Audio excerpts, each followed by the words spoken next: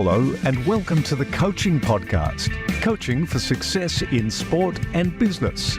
Your host is Emma Doyle, the energy and high performance under pressure coach who is a world leader in unleashing human potential. Buckle up for this high octane session. Let them have it, coach.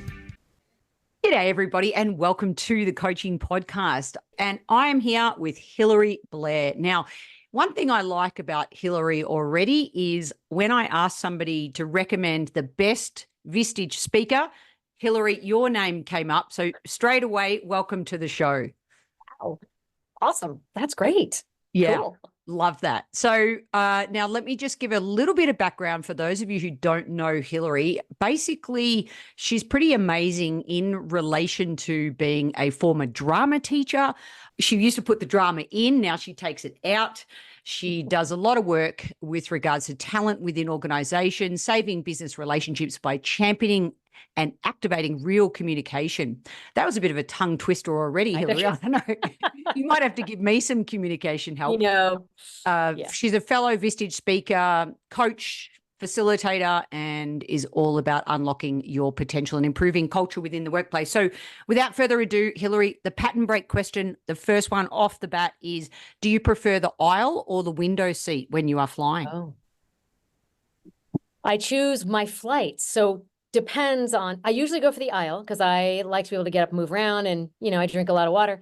And, but I do adore the window when I know I'm going to be over some pretty cool landscape. And I'm the person who's taking pictures of clouds and mountains and the wing. I'm totally that person, even though I fly all the time. Yeah, that is pretty hilarious. I'm probably similar too, because sometimes just whether the sun's rising or setting, just the colors is so gorgeous, isn't it? Yeah. So speaking of, sometimes the clouds can, especially we're both Colorado people, sometimes in the afternoon, those planes can get cancelled. So I'm leading into, of course, friction is inevitable and conflict isn't. So sometimes the sky says, no, your flight is delayed, which was what happened on my way back from Africa. We sat on the runway for like 6 hours. And sometimes when you address conflict, things can, people can see clearer. Yeah. Just talk to me about that statement alone, because I know that you live and breathe it.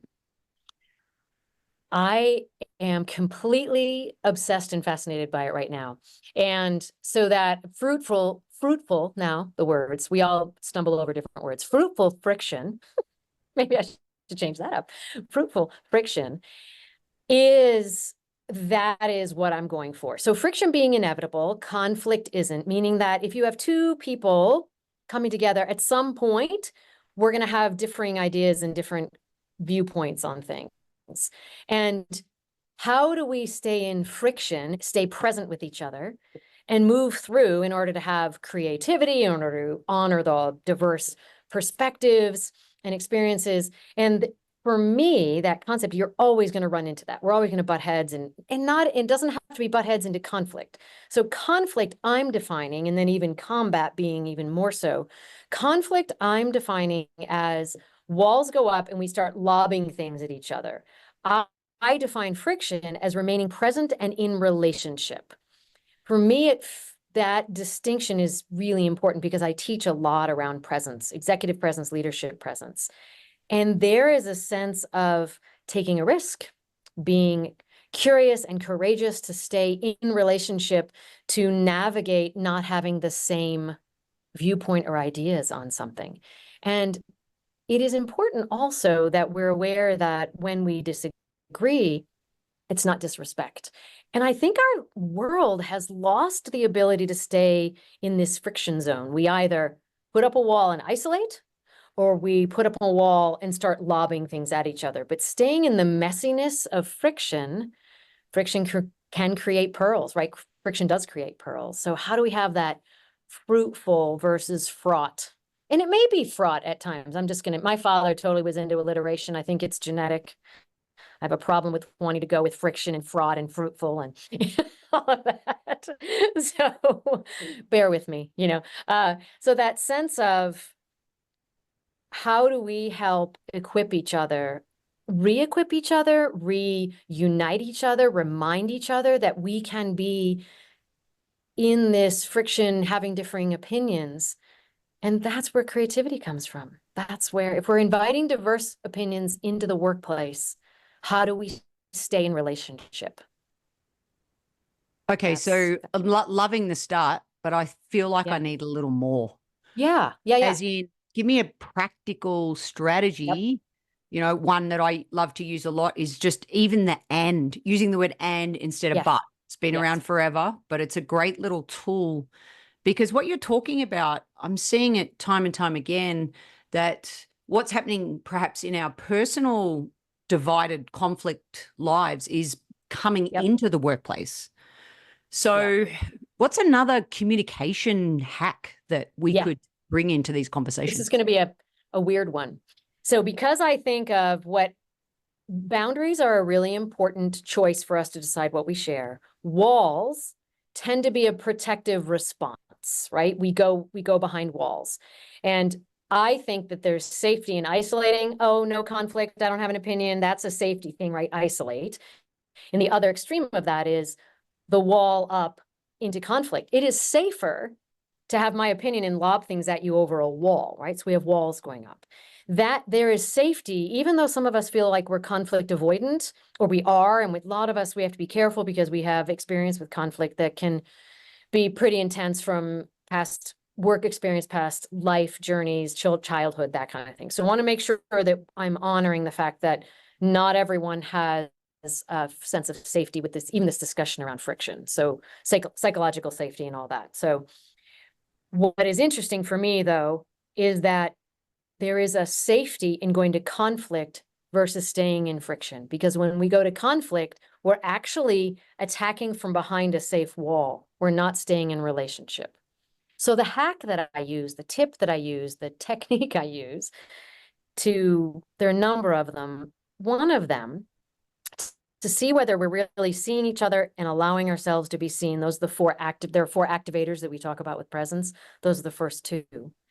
Is to tap into our service mentality.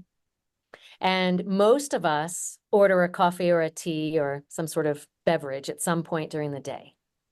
And when we are handed that beverage, if the person places it down, so I'll take my water glass right now. And if I put it down and I don't look at the camera, I don't make eye contact, here you go.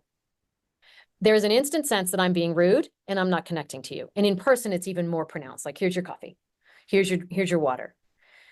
Our service industry understands about staying in relationship. So we understand that if I hand you a drink, I'm like, here's your water, here's your coffee. I'm going to stay right there with you. And I grew up in a resort town, right? Yeah. So I'm here with you. So can I get you a cup of coffee? Is a very odd and yet very useful tool. You don't have to say it out loud. I mean, you can, but then you owe a lot of people coffee. Even if you say it in your head, you end up being in relationship and present with each other. And it is this, I've been using it with people, with speaking, with all kinds of things. Can I get you a cup of coffee quietly?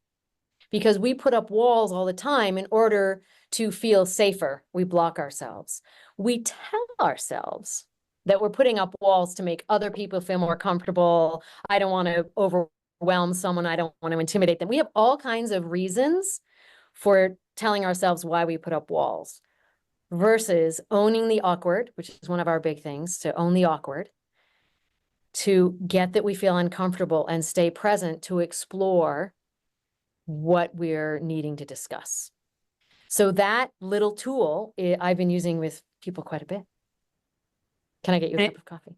And I love that it's a physical tool as well, because I know predominantly people listen to this on audio, but Hilary and I exchanged a beautiful look, as you know, and your eyes lit up, you smiled, and that also allows me to feel safe.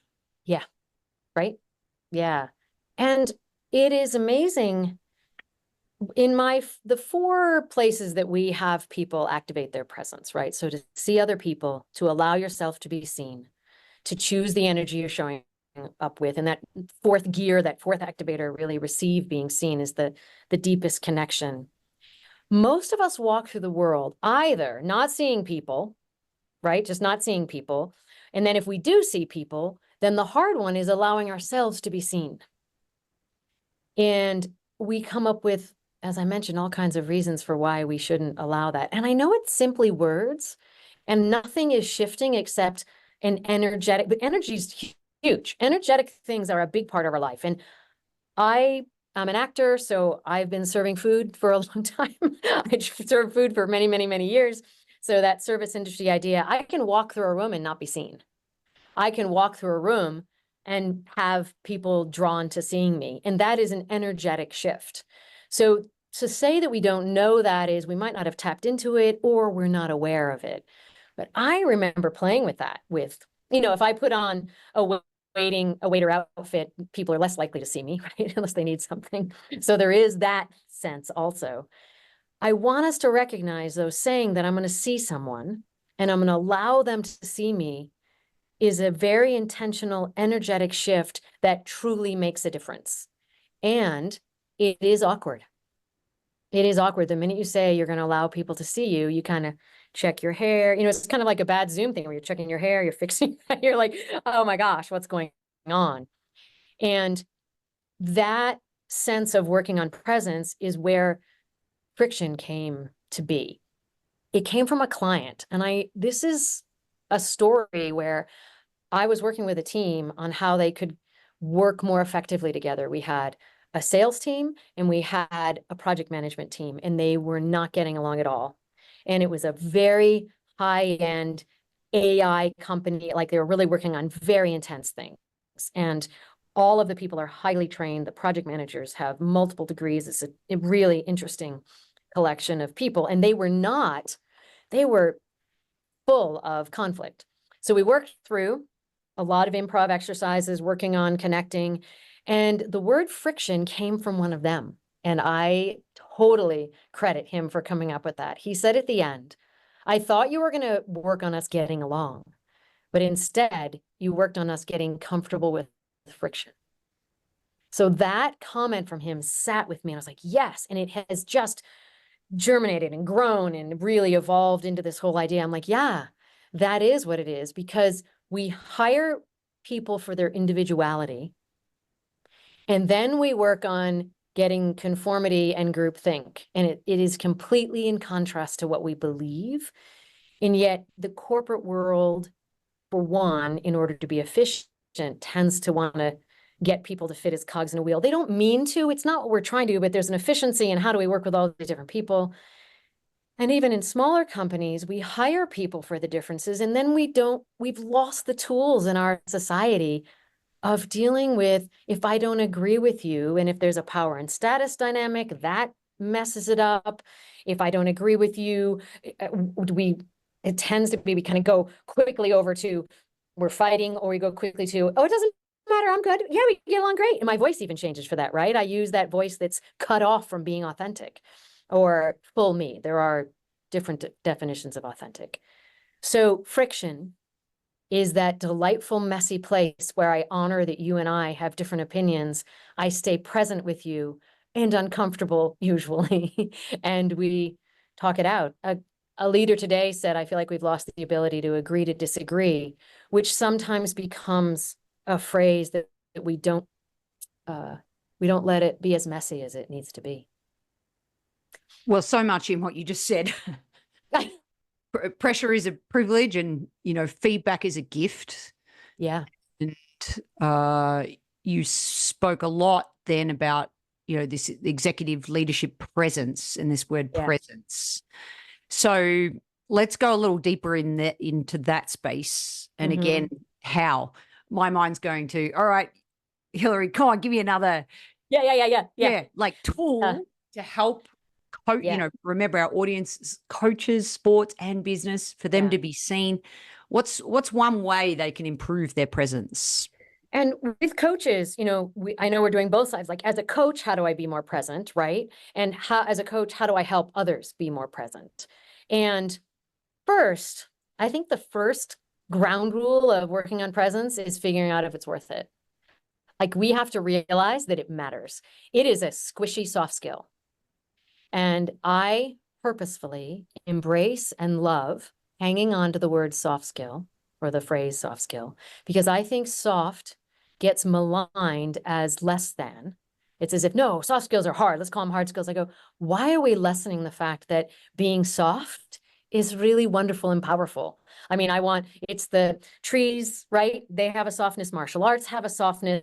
My pillow, I'd like to have soft. There are baked goods I would like to have soft. So there are many times when, and so how do we understand and embrace the soft skills? And I think one of the reasons we want to, go the other direction is like, it's hard skill, is it's super hard to define soft skills and to prove that they matter. And without a hard definition, we kind of cast them aside because we're moving so fast. I need something that's tangible, I can nail down, right? It's like, how do we measure soft skills? And people are working on that. Fabulous people in our HR world and our training worlds are very good at figuring that out.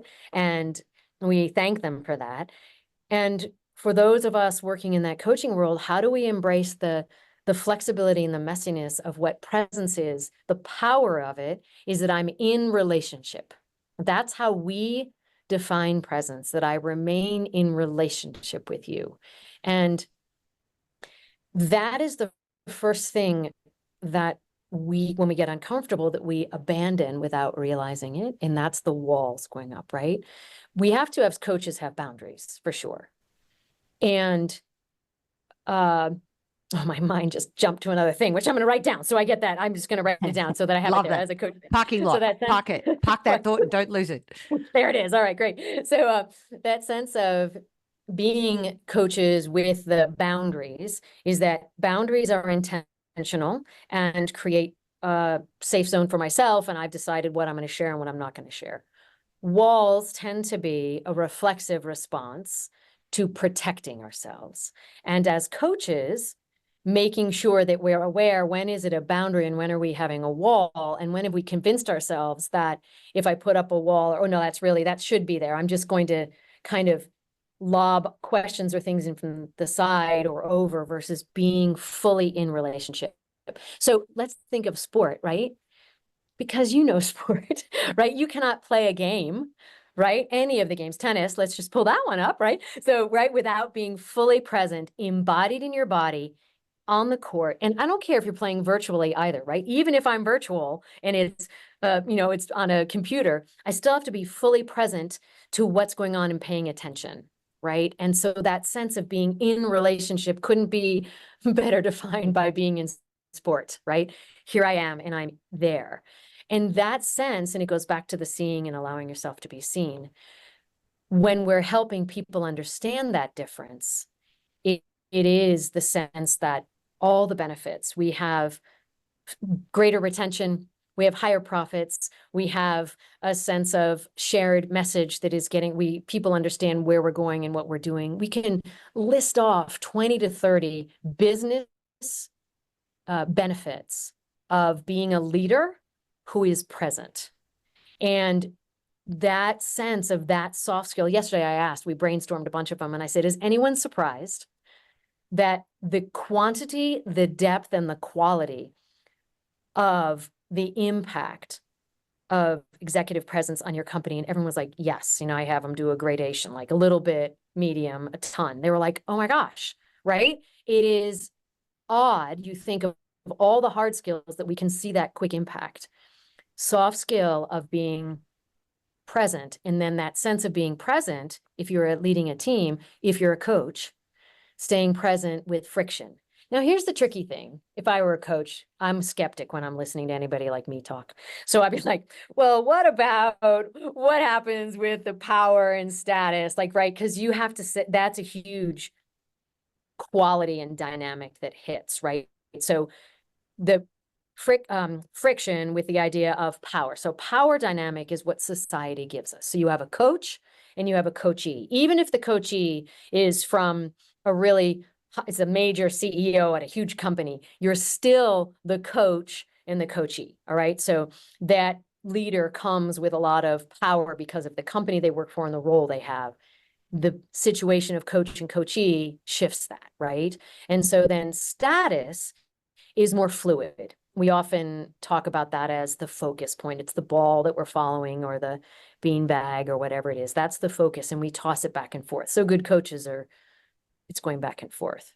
Those dynamics impact the balance of safety for allowing friction, right? So it's an interesting situation. How much do you, so you do have to be careful about that. If you're coaching someone to have friction, it's different than as a coach allowing that friction in a conversation. Most coaches I know of the leadership style aren't as comfortable with friction as my drama coaches and sport coaches, who then are like, yes, we need to talk this out. We need to go there.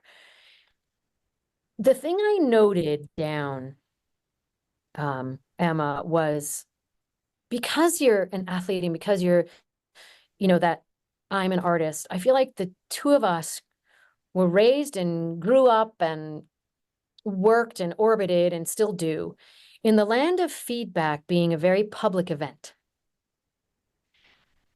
I don't, my director in a theater, doesn't take us each aside and give us each feedback privately, right? We don't have time for that. We're like, hey, where were you? You were late on that. What's happening? That scene's not working. Let's work on that, right?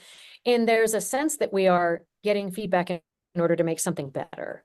There are always times, my HR friends out there are always times for private feedback. Always, right? There are certain things.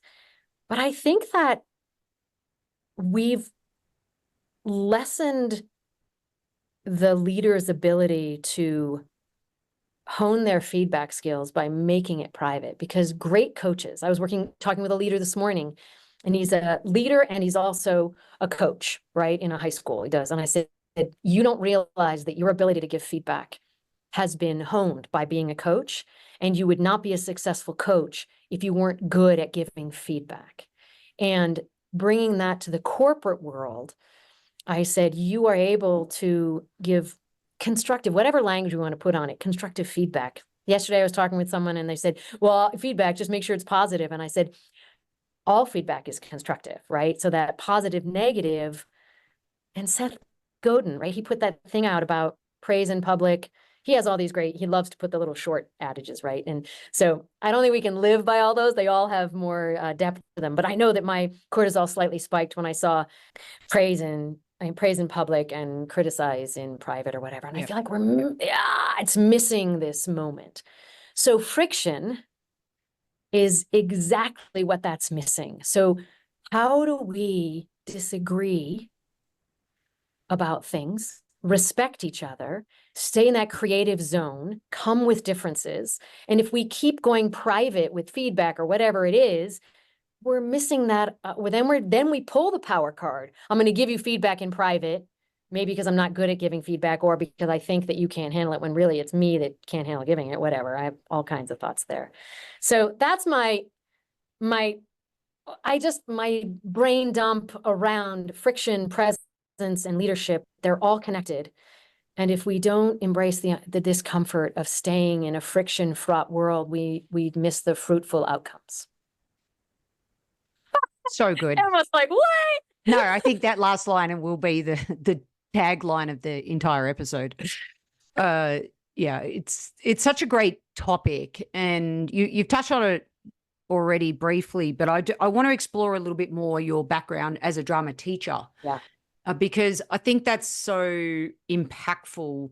The lessons and the learnings similar that I had in my sporting background that has now, it helps us do our job better today. And so why do you think that is, and what can people learn from the drama world that they could take into their leadership or coaching world? The two main things that have come to mind for me there's so many, but two is that the first one being, we are focused on individuality. So every single person can play the character Hamlet in Hamlet. We have to say the same words. We have to basically enter and exit at the determined times. And yet our interpretation of that will be completely impacted by our individuality. In that sense of allowing that individuality and celebrating that individuality, it means that we want to go see different productions of things. We want to see what someone brings to that, even though they are saying the same words. And that individuality, we tend to miss that sometimes in the corporate world because we want it to come, we're seeing it needs to be the same way. And we're like, how do we allow that individuality? And it's the same in sports for me, right? It's like, how do you bring your individuality to what we saw that? I mean, the Olympics just to me are, I love watching them, and the Paralympics still going on right now. So I'm time zoning this thing, right? So both Olympics and it's just seeing such, the individuality and what someone brings and how they bring to the exact same situation. So that individuality is one. And the second is a discipline to an art. So that discipline of an art form is that repetition, that trying to get better and better at it, trying to figure out where my individuality shows up. How do I keep practicing and practicing and practicing to bring that real sense to anything that I'm committed to? So a discipline, which people don't always connect with artists. I mean, maybe with musicians, but I think sometimes with actors, we don't think about that discipline. And that's what I found. So those are, and then I'm back to the one that I mentioned near the beginning, embodiment, right? Being in our bodies. Yep. The corporate world, the business world, coaching, because we're often, I don't know, we're coaching all kinds of people, but the business world can bring us to a world where it's only relying on our head instead of the full integration of our bodies and making sure that we're fully embodied, whether we're coaching the people we're coaching. And yeah, well, and you can only be embodied if you're present. So that comes back to the whole presence part of it. So individuality and discipline, and now you've got a team. Talk to me about, even as a drama teacher, you've got the star, you work with, how do we activate talent within organizations? So you've got this individual who's a standout, who has talent, is disciplined, is embodying, and some of the other team members aren't. And you've been engaged to support the team. What are some of the ways that you're able to harness that individual yet still bring out the best in the team? The two things that pop into my head are, I just had a recent conversation about, you have to be really aware that you cannot speak to everybody the same way. And again, a sports coach said that, who works in corporate. And I think that sometimes we forget that. We look for formulas. We want formulas. We want to make sure that, and we have to understand that there are tools and there are skills. And we are coaching, make sure we're coaching to the skills and allowing, doesn't matter which tool they use. I think the Olympics show that too. It doesn't matter what running shoes you have, right? It can, I mean, to make it even, but I always say, you can give me a better knife, I won't be a better chef until you actually teach me how to cook, right? A better knife will not do that. And so that points to the individuality of how to get that person to use it. So then the second thing is, when you have a differing dynamic and you have people on a team, it can be tricky because high performers subconsciously or consciously often resent low performers because they're being compensated similarly, right? And then you have, and this is a discussion I just had, and low performers resent high performers because they're raising the bar. And sometimes they're oblivious to this. So it brings me to this concept of, how do you, when this is what came out with that friction conversation with that team, we had a lot of different players. The one player, I want to make sure I'm answering this. I'm going to go here, and I'm hoping it will come back to it. This player had the classic, he was incredibly skilled, and he kept being shrunk because the way he was coming across was different than others, and it wasn't necessarily landing and hurt. So he kept being pushed. When high performers are squished, they can come out sharper because they're getting squished down and it sharps, and they either come out sharper, they get, kind of those acerbic comments, right? That kind of nailing people kind of thing. And this one team member had gotten that way. And so celebrating his amazing individual ability to see things that no one else saw, that he was trying to hide now. And I think I got the feeling maybe close to thinking of leaving, right? Because he wasn't fitting in on the team. He was so different, and how to handle that. So my big thing in working with it was the celebration of that individuality. We need your laser sharpness, your insight, not the sharpness from being squished, but your ability to, your insight and your directness. And I checked with the team, does it help what he's doing? And they were like, oh my gosh, we count on it. So misdirected feedback on him had him trying to shut down his biggest gift to the team. So I think sometimes when we have standout performers and lower performers, we might not be allowing the superpowers to stand out in their individuality in a way that benefits everybody, and everybody might not know that. Even if you have someone on a team, there is, and maybe they're a lower performer or a different thing going on, there's some superpower they have. What happens when we miscritique, misfeedback a superpower, they tend to go to the shadow of their superpower and self-implode or go the wrong direction. So that's what this guy was doing, right? He'd gone to the dark side of his superpower. And I think that when we have a standout, so there are two things going on. It's hard to balance them, right? If we really do have a standout, are we trying to bring these people up, or do we celebrate them for who they are? Every member of a chess team, some people are pawns, right? We need all those different roles that are going on. The game of chess is not played with everyone being a queen, right? So how do we celebrate that individuality and have it be of value to the star player as well? And that's where that would have been the next phase of work with that team that we were working with, is like, okay, how do we now celebrate the others? Love it. No, love it. Yeah. Okay. Love it, because it strengthening people's strengths is, sometimes we don't often go there. Right. It's easier to not do that. And in Australia, we have the tall poppy syndrome. The minute you show an individual superpower, you get cut down, as you know the expression. Yeah. So I love that. That's the way that you answered that with a story. Okay, so I have to ask you our holy grail question of coaching, which is, of course, based on my book, in 1 to a maximum of 3 words. Yes. What makes a great coach? My belief is that the 3 words, and I don't know if I can separate them, is have been there. Those are my 3 words. Please expand. So, yeah. I think coaches have to have been there to know how to coach people. I think that I used to say Tiger Woods. I used to use this analogy. I don't think Tiger Woods is necessarily a great coach. This is past. Necessarily a great coach, because he was a natural and he just started playing golf and he could play golf. I think, I don't know him at all, so I'm making up a story here.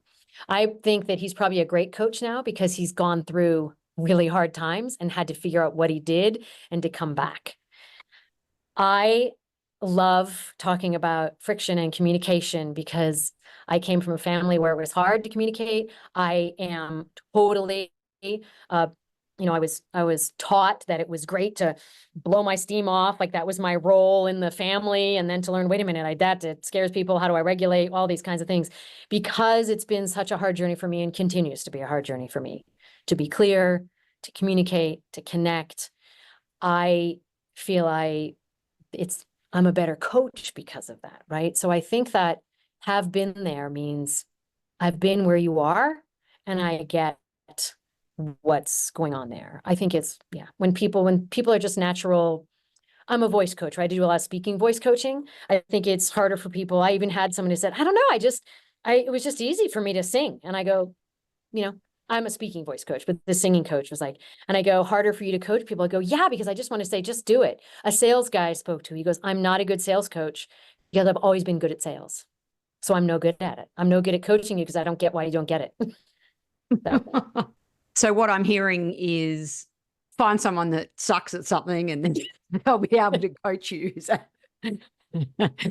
Yes, or has that history and has decided to work through it. I feel there's great insight from someone who's been there. Yeah. And understands. Yeah. Yeah. Yep. And because the human connection is often messy, I know that's one of your lines. All right. So last two things I want to touch on. You can choose. I want to talk about ways we can really tap into our authentic voice. Yeah. And I want to ask you, what disruptive idea do you have that might change the coaching landscape in 2030? I'm going to connect them. So I think the disruptive thing for me is, I don't know if it's disruptive, but what I'm finding, I feel that our world of coaching and training and tends to lean heavily on creating more tools instead of really getting us to be in relationship and learn the skills to be human and in human interaction. And that connects for me to this concept of the authentic voice. So the authentic voice is really a skill of understanding how this instrument works. We don't have one authentic voice because we are multifaceted human beings who use different voices to communicate with different people. Similarly to wearing different clothing, whether I'm swimming, I won't be swimming in the same thing as I'm hiking in, the same thing I'm going to a wedding in. They're still authentically all me. I am dressing differently, and I feel like we use our voice to connect with different people differently. So the authentic voice is technically, there is a technical thing here for me, that it has the breath flowing and the stereo balance as much as possible. So there's a sense of full voice. I think that I'm going to contradict myself now, just so you know, getting ready. So I do think that we can have a voice that's a little bit more, this can be authentic in some points. I can be a little bit cut off, right? And use this voice. I can be authentically communicating in that moment. I don't think it's necessarily my full authentic voice. So my full authentic voice has the breath and it has the resonators. So I call it the balancing the stereo. So making sure that I'm not cutting off at our neck, right? So we're not just sending our head voice out at someone, right? Because our body will protect us quite often from sharing our full voice. So authentically speaking, we can use our voice in different ways and still be authentic. And there's a sense of bringing our whole self to our voice that does go back to that beginning thing, rocking our awkward, to use our full voice, sharing our breath, because it's breath from our lungs through our vocal folds gets shaped into sound and sharing it out as our voice. That process, the more seamless that is and the more connected that is and embodied it is, the more variations on our voice we have and the more authentically we can connect. The more breath we share, the more exposed we are, the more available we are. And that can be awkward. Confronting. Yeah. So what, I feel like I want to ask you a technical tool question. Yeah, sure. Can't help it. So what's one way that I could tap into that? Like, is it like, how do I tap into the depth of the breath to use my voice, even when I'm thinking through it? Yeah. I'm feeling more grounded. I'm speaking slower. Yeah. So Not those things, slowly. yeah, more slowly. Yeah. I have very fast articulators, which has helped me in my voiceover career. So yeah, that sense of speed, and when you get grounded breath, the vowels tend to take up more space.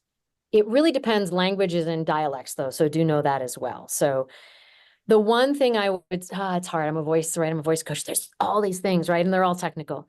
The big one that I would suggest, you already know because you're an athlete, which is to make sure that you're focused on the exhale instead of the inhale. So most people, when they start working on voice work, they are like, oh, take a deep breath. We know in athletics, you're never taught to take a deep breath. You say, exhale, ground yourself, exhale, because we're a vacuum. So if you practice exhaling first, and then the air will come in, right? We're a vacuum, and then the air comes in and fills our lungs more fully. And anytime you speak, 99.9% of the time when you speak, it's on an exhale. So air comes through vocal folds and we exhale. So almost all speaking is an exhale as it is. So that sense of allowing that exhaling and then allowing an inhale comes in super quick. right? So that's the big thing for folks, is to recognize that the exhale tends to be where we hold our breath, right? So when I get nervous or tight and I'm not feeling as connected authentically, I start holding my breath, and then my voice starts sounding tight. And then I've lost the stereo and I'm only have that sound. Yeah. So that sense, recognizing that I might need to exhale. Asthmatics are taught to exhale. That's what they're taught, right? Athletes are taught that. I was a runner, right? So I was taught not. Love Right. it. So Love it. that's the first grounding principle. Love it. Thank you. I know there's probably 50 more techniques, but one for us to get started on straight away. Hilary, it has been an absolute pleasure talking with you on the Coaching Podcast. May we all embrace the friction, decrease the wall. Maybe it's hard to ever get rid of the wall, but at least lower it so we're not throwing things over it.